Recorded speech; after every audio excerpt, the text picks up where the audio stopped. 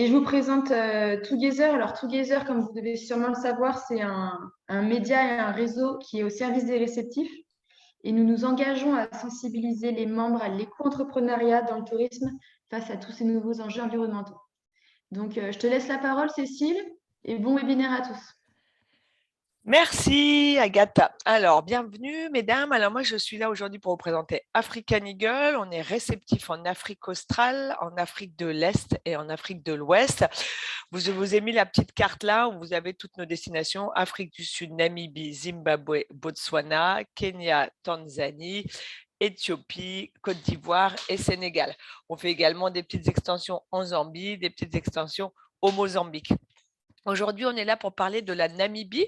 Donc, la Namibie, ça se situe sur la carte en vert. C'est une destination très, très riche. On va rentrer un petit peu dans les détails.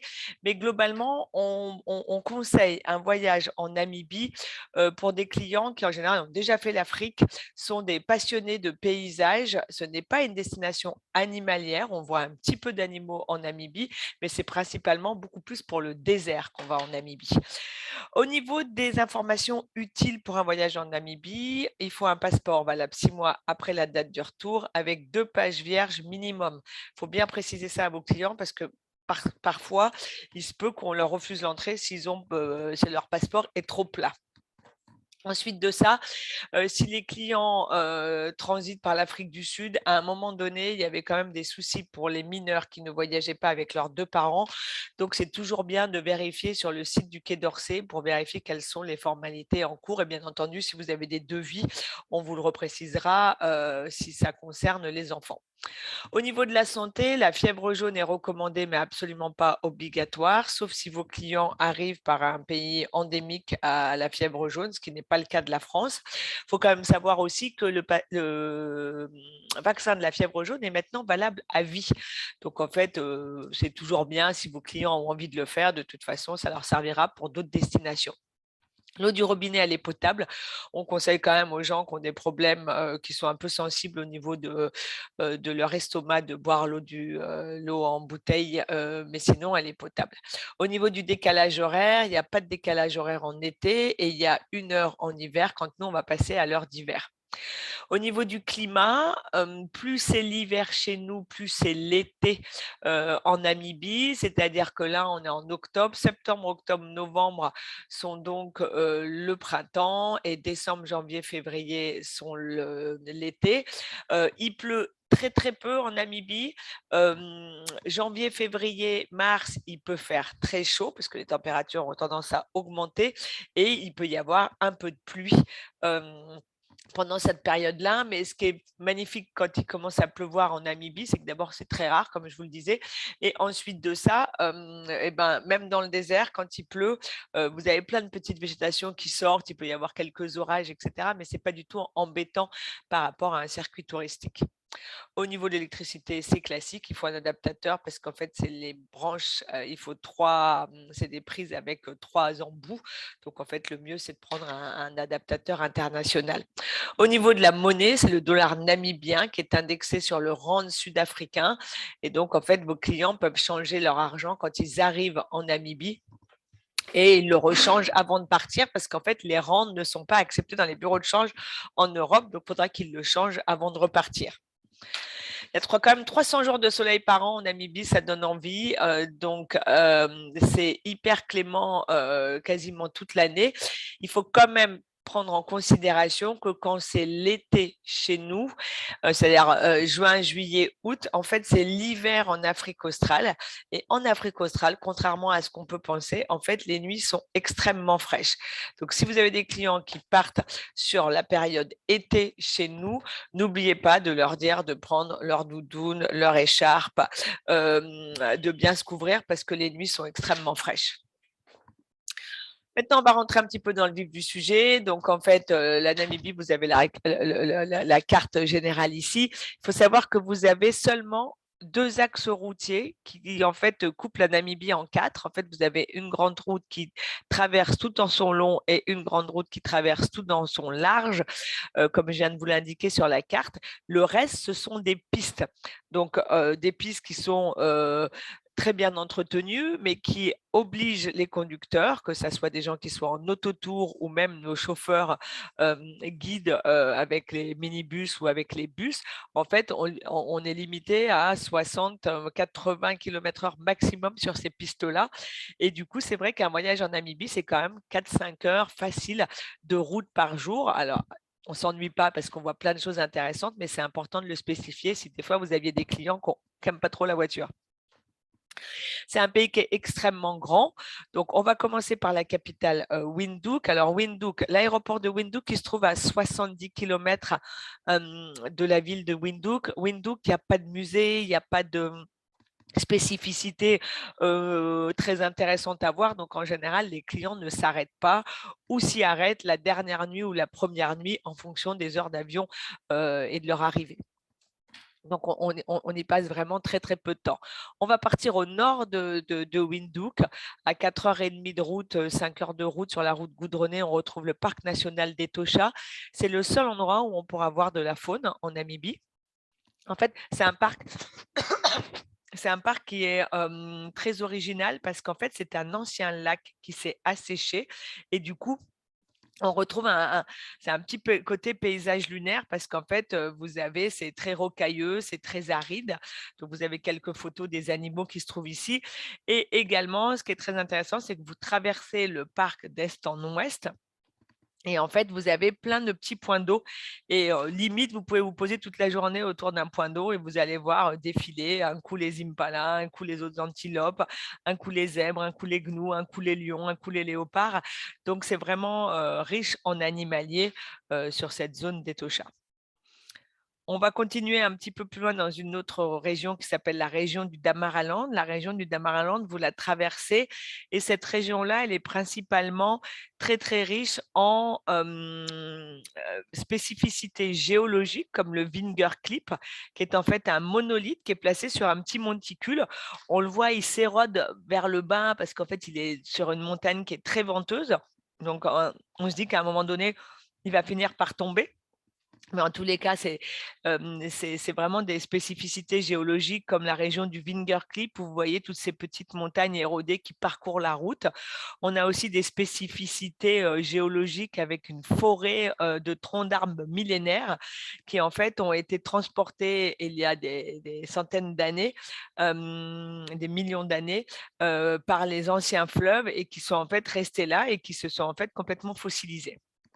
On a également un site très, très riche en gravures rupestres. Donc, en fait, on retrouve les premiers habitants de l'Afrique qui sont les Khoikhoi et les San, qui en fait nous ont laissé les vestiges de leur civilisation et qui est très, très intéressante dans un cadre absolument magnifique.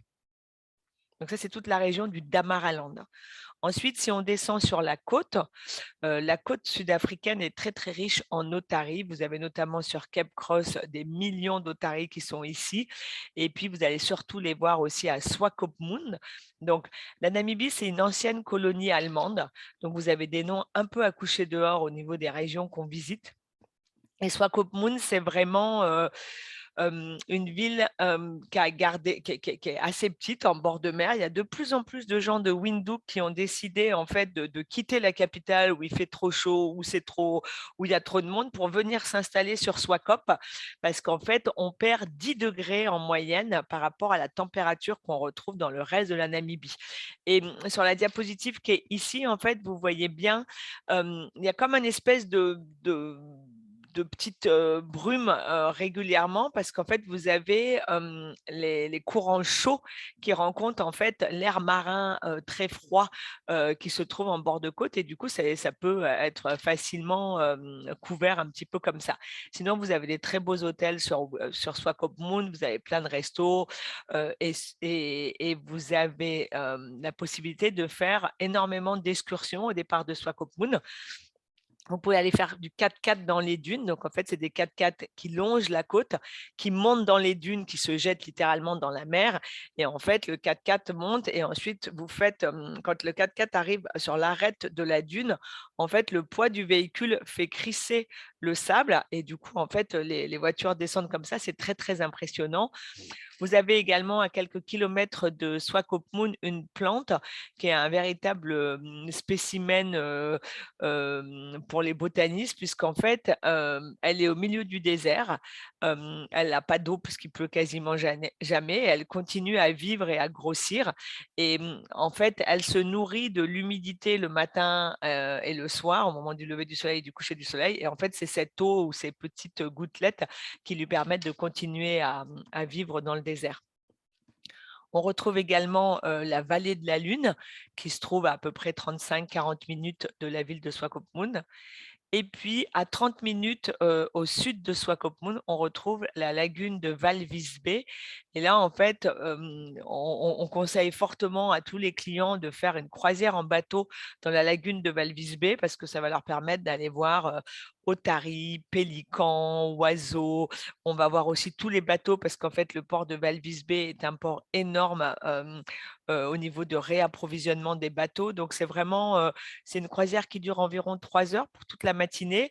Et à la fin de la croisière, on sort, ils servent une petite coupe de champagne sud-africain et puis vous dégustez des huîtres. Donc, c'est vraiment une très, très belle excursion. On va rentrer dans le vif du sujet de ce qui motive un voyage en Namibie. C'est vraiment le désert de Sesriem, qui est le plus grand désert vivant au monde. Et en fait, tous les hôtels se trouvent entre 10 minutes et 45 minutes de l'entrée du parc. Et quand on rentre dans le parc, on a une route de 30 km qui va nous emmener à un parking où là, tous les véhicules vont être garés. Et après, on part avec des espèces de camions qui ressemblent un peu à des camions de l'armée et qui nous amènent directement sur le site du Namib. Et là, les clients peuvent escalader une des dunes, la dune 66. Et ensuite, quand ils redescendent de cette dune, ou pour ceux qui ne peuvent pas y accéder, parce qu'on peut marcher entre une demi-heure, 3/4 d'heure, 1 heure et demie, ça dépend. Et ceux qui ne veulent pas peuvent arriver directement dans la vallée de Deadvlei, qui est en fait qui est entouré. En fait, c'était un ancien lac également.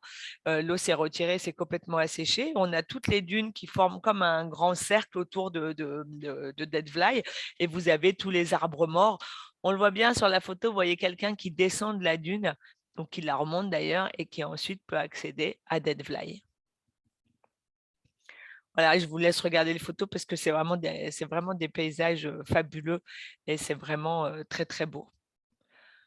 On va continuer au sud de la Namibie. Alors, je vais quand même me remettre sur la carte. Donc, globalement, un circuit classique en Namibie, il va partir de Windhoek, il va monter, il peut s'arrêter entre Windhoek et Etosha. Ensuite, il va faire Etosha, il va traverser le parc national d'Etosha. Donc, il passe une nuit à l'entrée à droite, une nuit à la sortie. Ensuite, on va faire le Damaraland pour 1 ou 2 nuits. On va descendre sur la côte pour 1 ou 2 nuits et on va aller dans le désert pour 1 ou 2 nuits. Ça, c'est un peu les programmes classiques. On peut éventuellement rajouter une nuit dans le Kalahari et finir la boucle en rentrant sur Windhoek. Maintenant, si vos clients veulent aller jusqu'au Fish River Canyon, il faudra compter encore 3 nuits supplémentaires. Donc là, on est sur la partie nord, on est à peu près à un programme de entre 7 et 9 nuits en fonction du temps qu'ils prennent sur chacune des étapes. Et si vous voulez rajouter le Fish River Canyon, il faudra compter 3 nuits supplémentaires. Le Fish River Canyon, sur la route qui nous amène jusque là-bas, en fait, vous avez des spécificités. Il y a des anciens chevaux qui appartenaient à l'armée allemande qui ont été abandonnés. On appelle ça les chevaux sauvages d'Aos. Et en fait, ils continuent à vivre dans ce coin semi-désertique. Il n'y a plus personne qui s'occupe d'eux. Mais en fait, à l'époque, des puits d'eau avaient été mis en place et du coup, les chevaux ont toujours de l'eau. Ils appuient sur un petit truc et ça leur donne de l'eau. Donc, c'est pour ça qu'ils continuent à pouvoir vivre ici. Vous avez également sur la route de Luderitz un village qui fait très fantasmagorique puisqu'en fait, toutes ces maisons ont été abandonnées et du coup, elles sont remplies par le sable. En fait, il y a tellement souvent du vent qu'en fait, le sable se disperse et donc ça remplit les maisons. Lüderitz, c'est une petite station, une ville qui est quand même assez, même si elle est toute petite, en fait, elle a son importance puisqu'en fait, il y a énormément, on est à la frontière avec les zones diamantifères de la Namibie et du coup, il y a énormément de gens qui arrivent de tous les quatre coins du monde pour acheter des diamants ou pour visiter la mine et qui du coup se retrouvent à Lüderitz. Le canyon de la Fish River, c'est le deuxième plus grand canyon au monde après celui des États-Unis. Donc, on y retrouve exactement le même principe, c'est-à-dire qu'en fait, vous avez des points de vue qui se situent autour du canyon et que vous allez apercevoir et que vous pouvez découvrir. Et vraiment, le Fish River Canyon, on est vraiment à la frontière avec l'Afrique du Sud. Donc, vous avez peut-être des clients qui un jour vont vous dire, bah, moi, je veux faire un combiné Afrique du Sud, Namibie. Soit ils arrivent au Cap et ils prennent leur voiture et ils remontent vers le Fish River Canyon et ensuite ils vont vers le désert et ils remontent. Soit ils vont au Cap et puis après ils volent sur Windhoek et ils peuvent faire leur circuit en Namibie. Le Kalahari, on a encore du désert, puisque c'est vraiment la spécificité de la Namibie. Mais là, on a un désert qui est beaucoup moins haut et les dunes sont beaucoup plus rouges. Donc, en fait, c'est un désert complètement différent que le désert du Namib-Nokflout. Et en plus, on y retrouve tous les petits suricates, on les voit beaucoup dans le désert du Kalahari. Et surtout, on va y retrouver les Bushman. Les Bushman, ce sont donc, comme je vous ai expliqué tout à l'heure en parlant des peintures rupestres, ce sont les premiers habitants de l'Afrique. C'était des chasseurs-cueilleurs. Et en fait, on en retrouve encore dans le Kalahari. Et du coup, ils vous expliquent avec une marche à travers la garrigue comment ils étaient organisés, comment ils chassaient, comment c'est les femmes qui s'occupaient en fait de récupérer et de faire boire l'eau. Donc, elles vidaient des œufs d'autruche qu'elles remplissaient, qu'elles enterraient pour les cacher et pour les stocker au moment où la tribu devrait partir. Donc, c'est vraiment très intéressant. Alors, les Bushmen, ils ne sont pas tous à vivre encore comme ça. Il y en a même des fois, ils sont hyper connectés, donc ils arrivent avec leur casquette Nike, avec leur basket Nike et leur téléphone et ils se mettent dans leur tenue traditionnelle. Mais c'est vrai que c'est, même si c'est un peu, je dirais, scénarisé, c'est quand même très intéressant de découvrir leurs habitats, leurs habitats et leur mode de vie. Voilà. En Namibie, on retrouve aussi complètement au nord les Imba qui ont été rendus célèbres par découverte par une émission de télé avec Muriel Robin qui était partie en immersion chez les Imba. Les Imba, avant, ils étaient vraiment à la frontière avec l'Angola. Ils se sont rendus compte qu'avec le développement du tourisme, ils avaient beaucoup plus intérêt à redescendre dans la région d'Etosha. Donc, il y a pas mal de villages Imba qui se sont installés ici. Les Imba, elles ont la spécificité en fait de s'enduire d'une espèce de terre cuite qu'elles se posent comme enduit sur le corps et qui leur donne cette couleur rouge.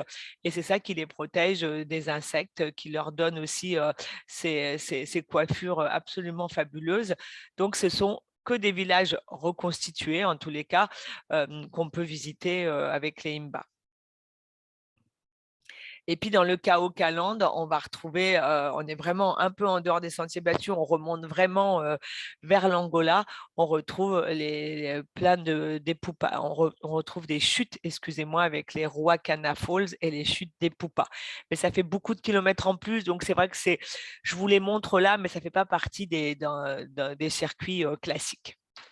Et on peut retrouver également une autre spécificité animalière dans la région du Kaokoland, ce sont les éléphants du désert. En fait, ce sont des éléphants qui sont beaucoup plus petits que ceux qu'on retrouve en Afrique australe ou en Afrique de l'Est et qui vivent dans des zones complètement désertiques. Voilà. Et les Imba, comme je vous l'expliquais tout à l'heure, en fait, ils se sont extrêmement bien modernisés. Donc, c'est pas rare de les croiser dans les supermarchés dans le nord du pays. Voilà, une belle photo d'une jeune femme Imba. Si on continue en Namibie, en fait, sur la carte, vous la voyez, il y a une petite bande qui relie en fait la Namibie qui passe au-dessus du Botswana, donc à la frontière avec le Botswana et à la frontière du Zimbabwe. Cette bande de Caprivi, elle est extrêmement riche en safari animalier, puisqu'en fait, on est juste au-dessus du Botswana. Et du coup, en fait, vous pouvez visiter deux parcs et faire des activités de safari en mokoro. Ce sont des barques, des petits bateaux traditionnels botswanais. Et du coup, en fait, souvent, les gens qui font la bande de Caprivi ensuite finissent aux chutes Victoria. Et la bande de Caprivi, souvent, j'assimile ça au Canada Dry du delta de l'Okavango. Parce qu'il faut savoir que le Botswana, c'est vraiment le joyau de l'Afrique australe en termes d'animalier. Il n'y a pas plus beau, mais il n'y a pas plus cher, en fait, puisque tout se fait par des petits avions privés au départ de Maun pour rentrer dans le delta de l'Okavango et dans la réserve de Moremi. Et ben, la bande de Caprivi, qui est beaucoup plus au-dessus, en fait, on a le même écosystème avec avec de l'eau, avec des papyrus, avec les animaux, mais c'est beaucoup moins cher parce qu'on n'est pas au Botswana, mais qu'on est en Namibie. Voilà. Alors, voilà, ça c'est la fin du diaporama Namibie. Comme on a un petit peu de temps, si ça vous dit, je vais vous proposer de vous montrer quelques photos du Zimbabwe pour qu'on puisse voir un peu au niveau des chutes Victoria, si des clients font une extension chute Victoria, pour vous expliquer un peu le niveau d'eau dans les chutes, pour essayer de comprendre quelle est la période où on peut aller aux chutes Victoria ou pas. Donc, les chutes Victoria, je vais vous prendre cette photo-là. Les chutes Victoria, c'est… Non, ça ne va pas du tout. C'est 1,7 km c'est une faille de 1,7 km. Est-ce que vous voyez bien? Est-ce que, Agathe, tu peux me confirmer que vous voyez bien la diapo avec toute On la voit faille? très bien. On est Voilà, sur ton partage d'écran là sur le site des chutes et on voit très bien les images. voilà. Donc, et vous voyez, quand je bouge mon petit curseur, vous voyez aussi, hein? Ouais, on voit aussi. Voilà. Donc, en fait, les chutes Victoria, c'est 1,7 km de chute. Vous avez ici le côté Zimbabwe et vous avez de ce côté-ci le côté Zambia. Au milieu, vous avez une route avec le fameux pont où les gens peuvent faire du saut à l'élastique pour les plus courageux. Et donc, quand vos clients font une extension chute Victoria, en général, s'ils logent au Zimbabwe, ils font la visite des chutes du côté zimbabwéen. Du côté zimbabwéen, il y a tout le temps de l'eau. Il y a la chute qui se trouve ici, qui s'appelle Devil's Cataract. Et ensuite, on a la chute principale. Et ensuite, les chutes qui se trouvent du côté zambien. Ce qui se passe, c'est que le Zambèze, que vous voyez, le fleuve qui arrive, en fait, quand, en fonction de la saison des pluies et en fonction de l'eau qui est tombée, en fait, il va y avoir plus ou moins d'eau dans les chutes. Et notamment, quand vous arrivez au mois d'octobre, à la fin de la saison, à la fin de l'été, en fait, toute la partie Zambie ne va pas avoir d'eau et du coup, en fait, ça ressemble à ça. Il y a quelques années, il y avait eu des bruits qui disaient qu'il n'y avait plus d'eau dans les chutes, mais en fait, de ne plus avoir de l'eau dans les chutes du côté zambien à partir du mois de juillet, août, septembre, octobre, c'est normal.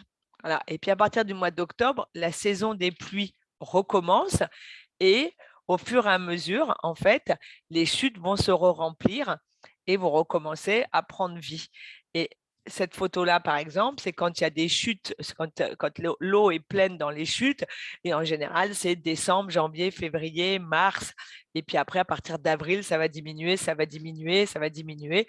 Et c'est vrai que quand on va arriver au mois de septembre ou au mois d'août, eh ben, il n'y aura plus du tout d'eau de ce côté-là.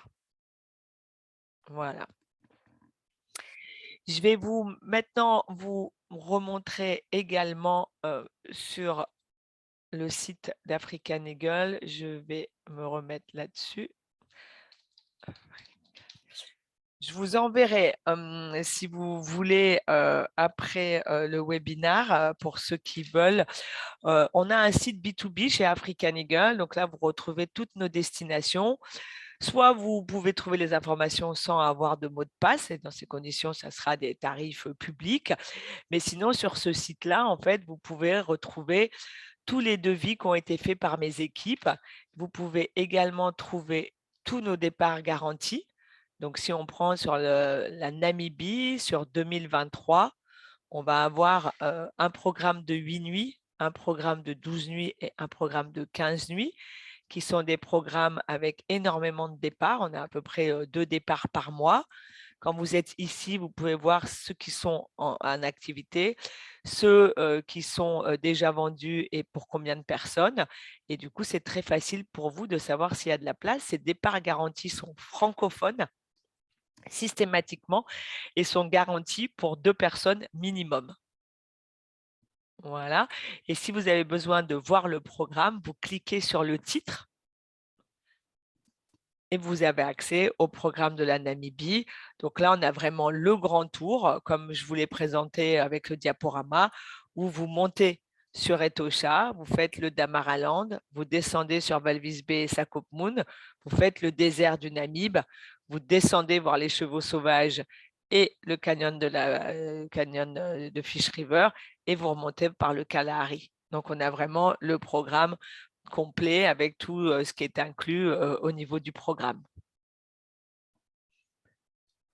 Ensuite de ça, si vous avez besoin de revoir ce diaporama ou si vous avez besoin de formation sur d'autres destinations, je suis à votre disposition, à la disposition de vos équipes quand vous voulez. Vous me dites, Cécile, on a besoin de toi, on se bloque une demi-heure, 3/4 d'heure et je peux vous présenter toutes les destinations que je vous ai citées, Afrique du Sud, Namibie, Zimbabwe, Botswana, Kenya, Tanzanie, Éthiopie. Je n'ai pas le diaporama du Sénégal et de la Côte d'Ivoire ici, mais j'ai quand même des présentations si ça peut vous intéresser. Voilà, et la dernière chose, c'est que si on tape sur la Namibie, vous avez également accès ici à tous les hôtels et à toutes les informations sur tous les hôtels avec lesquels on travaille et avec lesquels on a des tarifs. Donc, quand vous avez des équipes à moi qui vous envoient un programme avec un prix, si vous avez besoin de faire des modifications ou si vous avez besoin de proposer à votre client une catégorie différente, vous pouvez très bien aller regarder un peu les hôtels qui conviendraient le mieux à vos clients ou voir un peu qu'est-ce qui rentrerait dans leur budget si on voulait leur proposer autre chose. Et vous avez également là toute une série d'itinéraires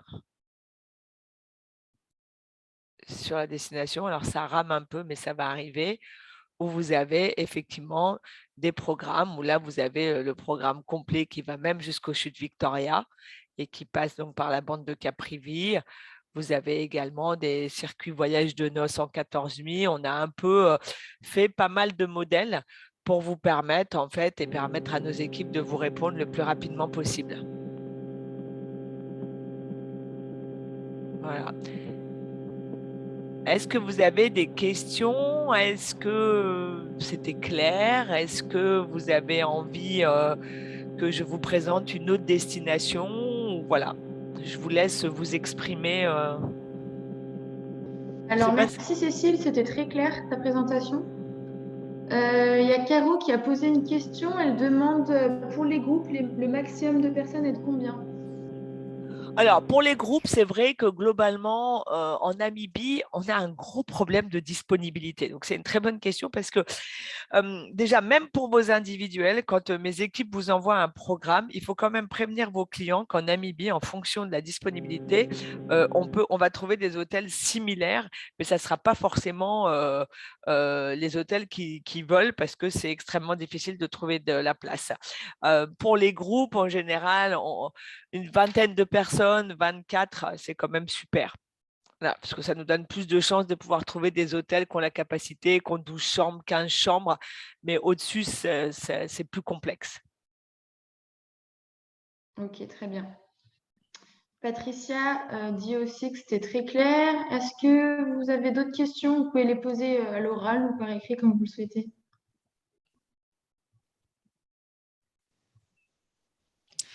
Oui, bonjour. Bonjour. Oui, bonjour, c'est Patricia. Donc, je voulais savoir, pour un grand tour de Namibie, si tu rajoutes le Caprivi, il faut compter à peu près combien?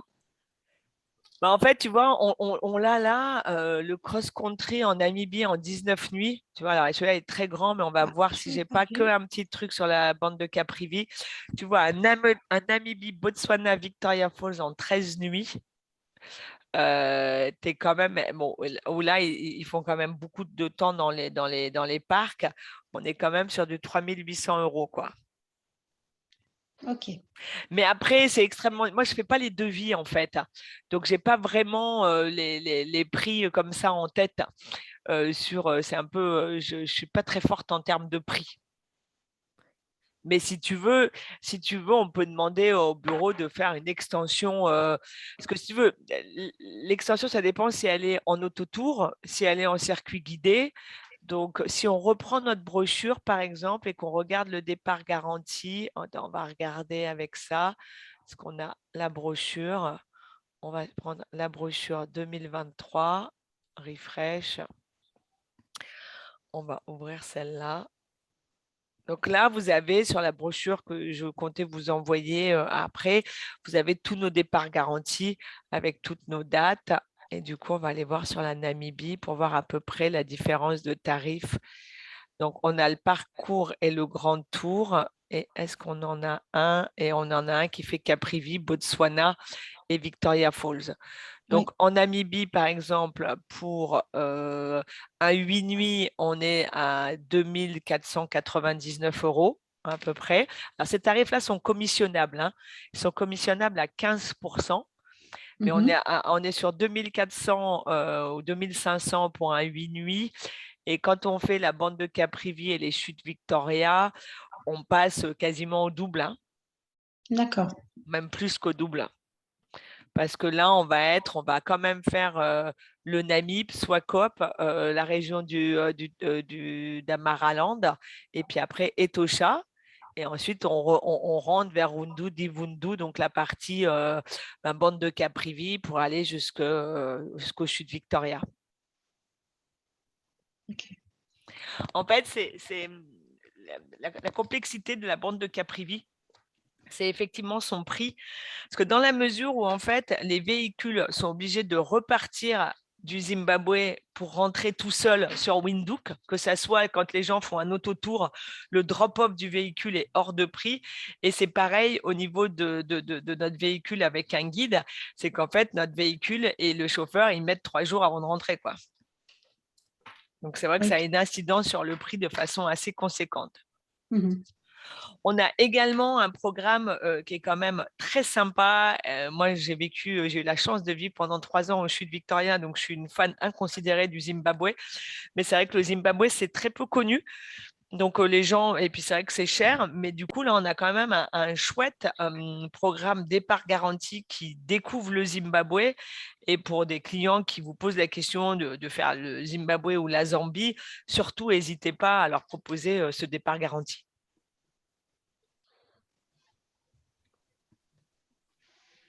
Voilà. C'est très clair. Et ensuite, il y a Evelyne qui pose différentes questions. La première, c'est comment envoyez-vous les documents finaux? Est-ce qu'il y a un lien en français? Alors, nous, tous nos programmes, ils sortent en français. Voilà. Comme je vous ai montré tout à l'heure, nous, nos programmes, je vais vous montrer ça comme ça. Donc, toutes nos équipes sont francophones. Vous leur envoyez un mail en français, ils vous répondent en français et nos programmes, ils sortent comme ça. Si vous nous envoyez votre logo, ça peut sortir directement avec votre logo. S'il sort en anglais, vous pouvez le mettre là, anglais, français. Vous pouvez vous l'envoyer en Word, vous pouvez le sauver en PDF, vous pouvez l'envoyer directement à votre client. Donc, en fait, ça ressemble à ça. Donc, ça, c'est le récap de toutes les étapes. Bon, là, j'ai pris le plus long, donc forcément, c'est un peu long. Et puis après, jour par jour, vous avez ce qui est inclus et pas inclus. Voilà. Et là, en fait, c'est un autotour. Du coup, vous avez beaucoup de trucs qui disent N, non inclus, et on leur met des suggestions de visite dans la mesure où, comme ils sont en autotour, c'est eux de voir où est-ce qu'ils veulent s'arrêter ou pas.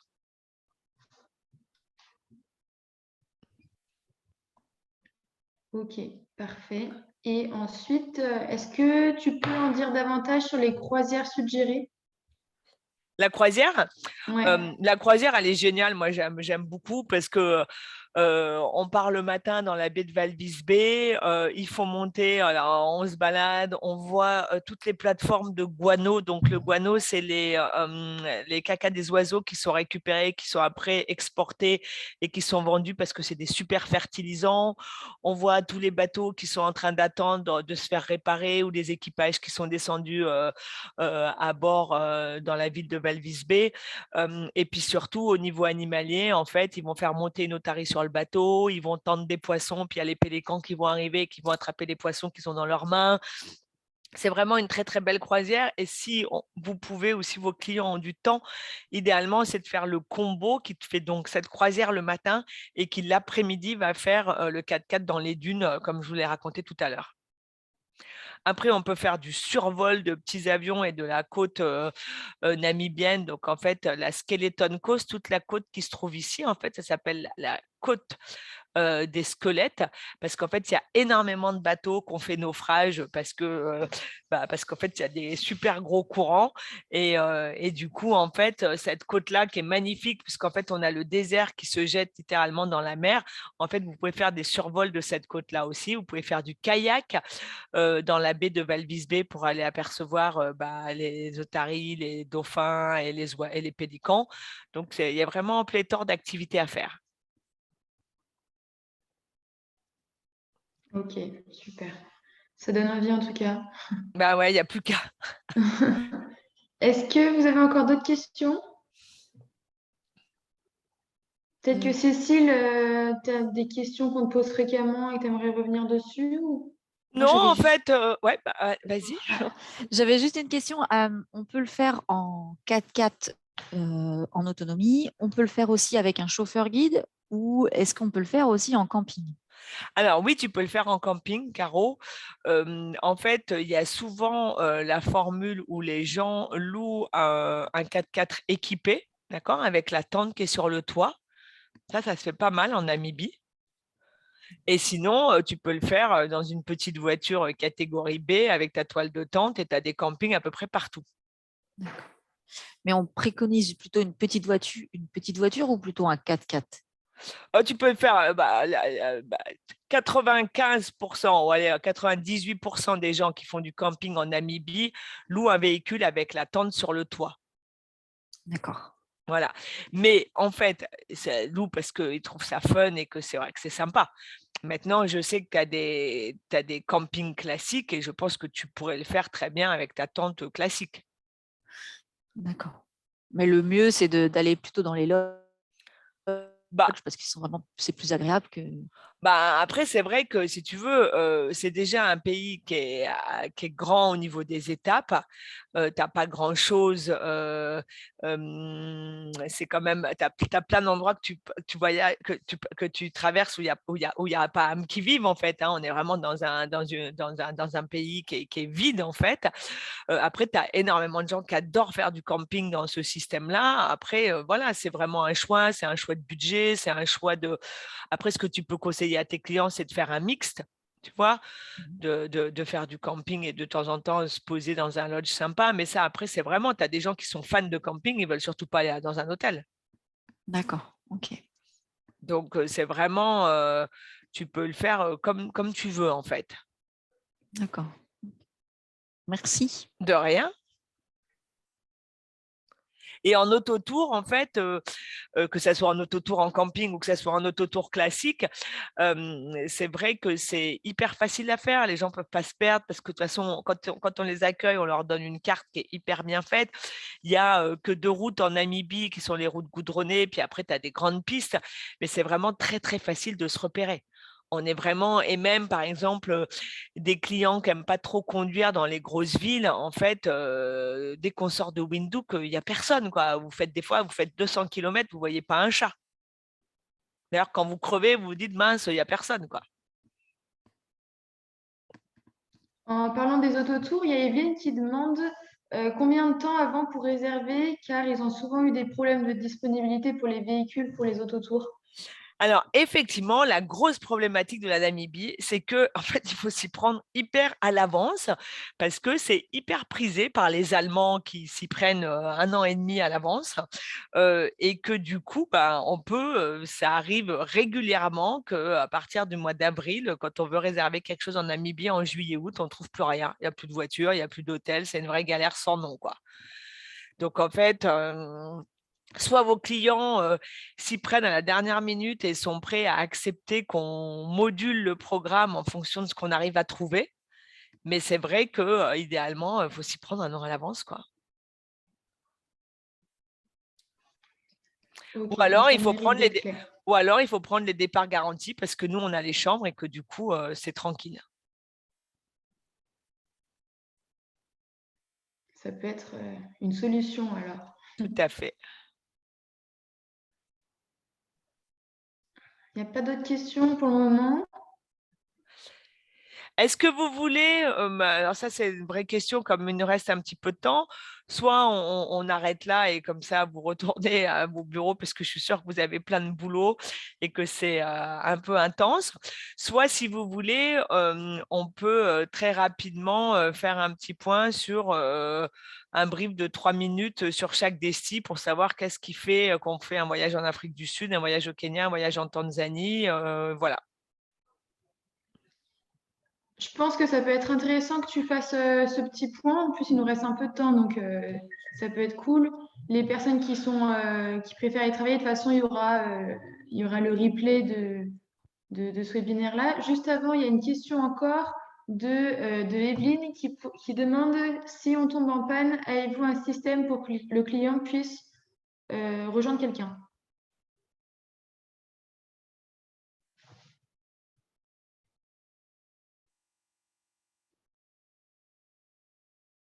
Cécile?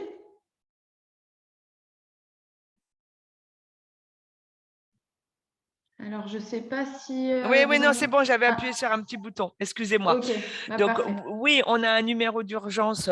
Donc, en fait, on a un numéro qui est joignable tout le temps, 24 heures sur 24. Après, la chance, c'est que souvent en Namibie, je rigolais tout à l'heure quand je disais pendant 2 heures, vous voyez personne. De toute façon, il y a toujours des gens qui passent sur la piste. Donc, en fait, les gens sont hyper solidaires entre eux. Quand ils voient une voiture qui est arrêtée sur le bord de la route, bien sûr qu'ils descendent, bien sûr qu'ils dépannent. Donc, il n'y a pas de souci. Ok, parfait. Donc, Bon, je te laisse faire les e-learnings. ouais, alors on va faire juste.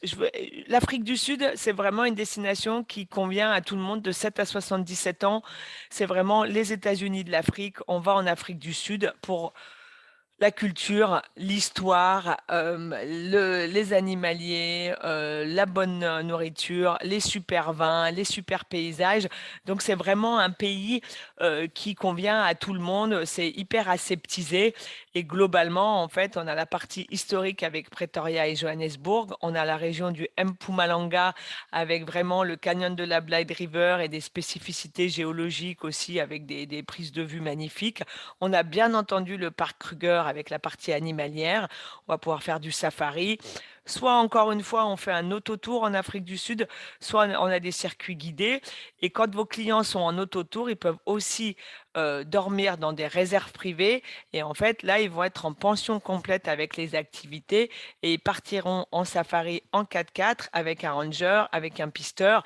Et du coup, ils peuvent avoir une vraie expérience animalière. On a également la région du KwaZulu-Natal, où en plus d'avoir des endroits où on peut faire de la marche, on va découvrir aussi la culture zoulou, on va pouvoir voir le parc national de Chlouch-Louis, et on va pouvoir également voir l'estuaire de Sainte-Lucie qui va permettre de voir toute la partie animalière, mais plutôt aquatique. On a la route des jardins qui est un peu la côte d'Azur un peu la côte d'Azur française, mais en Afrique du Sud, avec des très belles plages et une côte très découpée. Malheureusement, en Afrique du Sud, on ne fait pas de balnéaire. En fait, dans la ville du Cap, qui se trouve à droite, là, la diapo que je vous montre, l'eau est froide. Et quand on est dans la région d'Urban, en fait, sur toute cette région-là, en fait, l'océan est infecté de requins. Donc, en fait, on ne se baigne pas en Afrique du Sud. Voilà. Donc, les programmes classiques, en général, on va faire 3 nuits au Cap. Après, on peut faire la route des jardins qui peut être faite pendant 3 jours. Et sinon, les clients volent sur Durban. Là, on commence vraiment le côté plus africain de l'Afrique du Sud, hein. La ville du Cap, c'est quand même une ville très découpée, très aseptisée, très mélangée, mais ça fait, on pourrait se croire aux États-Unis. Dès qu'on arrive sur Durban et toute la région du KwaZulu-Natal, on est vraiment en terre africaine avec le parc national de Chlouchlouis, l'estuaire de Sainte-Lucie. On va traverser le Swaziland, où là encore, ça va être une petite enclave à l'intérieur de l'Afrique du Sud qui est beaucoup plus authentique. Il y a un roi, il a 10 femmes, il va avoir 35 enfants. On se retrouve dans quelque chose de très authentique au niveau de la culture. Et puis, le fameux parc national du parc Kruger et toute la région du canyon de la Blythe River qui se trouve ici. Et ensuite, on rentrera sur Johannesburg et Pretoria, où on va retrouver le musée de l'apartheid qui est vraiment hyper intéressant. Et juste pour vous donner une petite idée, voilà, Johannesburg, c'est ça. Donc, quand on arrive en Afrique du Sud, en fait, si on regarde cette diapo, on se rend bien compte qu'on pourrait se poser la question si on n'est pas à Washington ou si on n'est pas ailleurs. En fait, c'est une grosse mégapole et c'est vraiment les États-Unis de l'Afrique avec plein de diversité et plein de belles choses à voir. On va, donc la Namibie, on vient de le faire. Maintenant, on va voir un peu, donc Afrique australe, Afrique du Sud, Namibie. On a aussi le Zimbabwe, on en a parlé. On a le Botswana dont je vous ai parlé tout à l'heure. Donc le Botswana, c'est vraiment le joyau de l'Afrique australe. Il n'y a pas plus beau, il n'y a pas plus riche en animalier, mais il n'y a pas plus cher. Il faut quand même compter entre 600 et 700 dollars par personne et par nuit. Et pour vous donner une petite idée, en fait, voilà, le Botswana, c'est ça. Donc, les clients font du safari dans la réserve de Moremi, d'accord, et dans le delta de l'Okavango.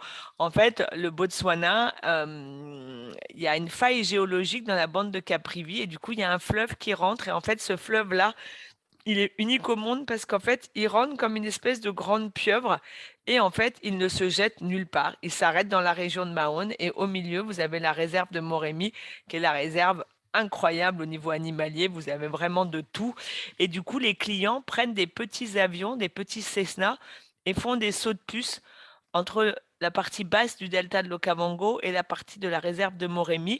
Et du coup, ils peuvent alterner des loges où on va faire surtout des activités avec des bateaux ou des mokoros, ou des lodges avec lesquels ils vont faire des activités en 4x4 dans la réserve de Moremi. Et puis, à côté de Victoria Falls, à 100 km des chutes Victoria, il y a Kassané. Et à côté de Kassané, il y a le parc national de Chobe. Donc souvent, les gens connaissent le Botswana parce qu'ils ont été au Zimbabwe et ils ont fait le parc de Chobe et donc, qui est plus facile d'accès et qui permet de découvrir le Botswana sans descendre dans le delta. Mais le delta, c'est vraiment unique au monde. Voilà. Et au niveau Kenya, Tanzanie, Afrique de l'Est, on est, contrairement à l'Afrique du Sud, on est vraiment sur une destination où pour les deux pays, que ce soit le Kenya ou la Tanzanie, on est vraiment sur deux pays où il n'y a que de l'animalier. Il n'y a pas d'histoire, il n'y a pas de culture. J'exagère un peu, mais c'est comme ça. Il n'y a pas de musée. On va vraiment au Kenya et en Tanzanie pour voir des animaux et pour faire des extensions balnéaires, soit sur Zanzibar, qui a vraiment le vent en poupe ces 2 dernières années, ou soit sur le Kenya. Alors, j'ai pris cette carte exprès pour vous montrer la différence et je vais vous expliquer c'est quoi. Les gens souvent ils vous disent ah non non mais moi je veux pas aller au Kenya et je veux faire de la Tanzanie. En fait, le Kenya s'est développé au niveau touristique beaucoup plus tôt que la Tanzanie. Et ce qui s'est passé au Kenya, c'est que quand le Kenya s'est développé au niveau touristique, en fait, ça a hyper boomé. Il y a eu énormément de gens et du coup la Tanzanie, elle s'est dit, nous, on va faire un truc un peu plus exclusif, un peu plus bobo, on va se positionner, on va faire des camps plus petits, on va pas prendre des minibus, on va prendre des 4x4. Donc, cette image de tourisme de masse colle toujours au Kenya, qui a eu du coup du mal et la Tanzanie a bénéficié de récupérer tous les dossiers individuels avec les gens qui se disaient, ah non, moi, je veux pas aller faire du tourisme de masse, je vais en Tanzanie. je vous le dis tout de suite, en fait, que ça soit le Kenya ou la Tanzanie, ces dernières années, il n'y a pas moins de monde en Tanzanie qu'au Kenya. En fait, il y a du monde dans les deux pays, indéniablement. Et du coup, la différence à l'heure actuelle, c'est que le Kenya va coûter 20% moins cher que de la Tanzanie. Voilà. La deuxième différence, c'est qu'en fait, si vous reprenez cette carte, en Tanzanie, on a 4 parcs. On a Tarangire, Manyara, Ngorongoro et Serengeti. Et si vous voyez, en fait, ces 4 parcs-là, ce sont les parcs du nord de la Tanzanie. Et en fait, ils sont assez proches les uns des autres. Donc, c'est vrai qu'en Tanzanie, on fait quand même beaucoup moins de routes qu'au Kenya. Au Kenya, en contrepartie, on va avoir une plus grande diversité de parcs et d'écosystèmes, puisqu'en fait, vous avez la réserve de Samburu Buffalo Spring qui est à 4h30 au nord de Nairobi. On va avoir beaucoup plus de diversité au niveau des lacs, parce qu'on va avoir le lac Nakuru, on va avoir le lac Naivasha, on va avoir le lac Elementaita. On va avoir les plaines du Masai Mara qui sont similaires aux plaines du Serengeti. Et on va avoir la réserve d'Amboseli, depuis laquelle vous allez pouvoir apercevoir les neiges éternelles du Kilimandjaro. Et il n'y a que du Kenya que vous pouvez apercevoir le Kilimandjaro. Quand les clients font la Tanzanie, ils arrivent à Kilimandjaro Airport, mais en fait, ils sont au pied de la montagne et donc ils ne peuvent pas le voir. Et puis au Kenya, on a également un autre parc qui s'appelle le parc national de Tsavo, qui nous permet de faire des combinés Nairobi, Amboseli, Tsavo, Mombasa par la route. Il faut savoir également qu'au Kenya, on a un train qui a été construit par les Chinois, qui fonctionne hyper bien et qui relie Nairobi à Mombasa en 5 heures de trajet. Du coup, il passe par là et traverse le parc national de Tsavo et il arrive sur Mombasa. Voilà. Donc globalement, sur l'Afrique de l'Est, pur animalier, il y a vraiment une question de budget. Si les clients peuvent, idéalement, c'est de faire un combiné Kenya-Tanzanie. On les a sur nos départs garantis. Ça leur permet de voir Nairobi, Amboseli, Tarangire, le cratère du Ngorongoro et après, ils peuvent partir sur Zanzibar. Voilà. Et du coup, ça permet vraiment d'avoir une bonne visibilité des deux. Maintenant, au Kenya, on utilise des 4x4 aussi, comme en Tanzanie. Et pour ces deux pays-là, il y a des visas à obtenir avant de partir qui coûtent 50$ par destination. Voilà, c'était hyper rapide, mais comme ça, j'espère que ça vous a éclairé, que ça vous permet un peu voilà, de voir les différences entre les différentes destinations africaines. C'était très rapide mais très clair. Merci beaucoup pour ces informations supplémentaires. Je ne sais pas s'il y a encore des questions. Il nous reste quelques minutes, si jamais. Mais en tout cas, merci à toi, Cécile, pour cette présentation. De rien. Mesdames, je vais vous donner mon numéro de portable si vous voulez le noter. C'est le 06 24 20 65 23. Si vous avez besoin de quoi que ce soit, et mon adresse mail, c'est cécile.legais, LEGEAIS, @orange.fr. Allez, parfait. Je vous ai envoyé dans le chat en parallèle. Voilà. Bon, tu n'as que des bons retours, Cécile. C'était très clair. Très Bon, bonne voilà, présentation. j'espère que ça vous a plu. Voilà. Et surtout, n'hésitez pas si vous avez besoin de quoi que ce soit d'autre. Et merci pour votre écoute. Eh bien, merci à toi. Du coup, je vais clore l'enregistrement. Parfait. Je vous souhaite à toutes une très bonne journée. Et puis, l'enregistrement, il sera disponible en replay dès aujourd'hui. Super. Allez. Merci Agathe. Au revoir tout le Merci à monde. vous. Au revoir. Hop.